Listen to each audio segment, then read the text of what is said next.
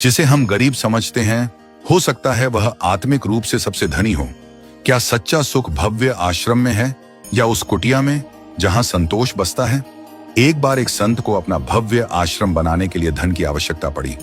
वह अपने शिष्य के साथ धन एकत्र करने के लिए लोगों के पास गए। घूमते घूमते वे एक गांव पहुंचे। वहां एक बुढ़िया की छोटी सी कुटिया में आश्रय लिया। कुटिया बहुत साधारण थी, किसी प्रकार की विशेष सुविधा नहीं थी। शाम हो गई तो संत वहीं ठहर गए। बूढ़ी माँ ने सादे प्रेम से उनके लिए भोजन बनाया। खाने के बाद माँ ने संत के सोने के लिए तख्त पर दरी बिछाई, तकिया दिया और स्वयं जमीन पर टाट बिछाकर लेट गई। थोड़ी ही देर में वह गहरी नींद में सो गई, लेकिन संत को नींद नहीं आ रही थी। वे दरी पर सोने के आदी नहीं थे। अपने आश्रम में तो सदा मोटे गद्दे पर ही विश्राम करते थे। संत सोचने लगे, जमीन पर टाट बिछाकर भी यह गहरी नींद में है और मैं तख्त दरी पर भी बेचैन हूं। मैं तो संत हूं, सैकड़ों लोगों को मार्ग दिखाता हूं और यह एक साधारण वृद्धा है। ये विचार उन्हें रात भर मथते रहे।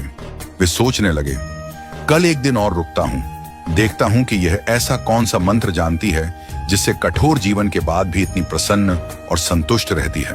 अगली सुबह बूढ़ी माँ ने जल्दी उठकर कुटिया की सफाई की, चिड़ियों को दाना डाला, गाय को चारा दिया, फिर सूर्य को जल अर्पण किया, पौधों को पानी दिया, गुरु को प्रणाम किया और कुछ समय भगवान के नाम का स्मरण किया।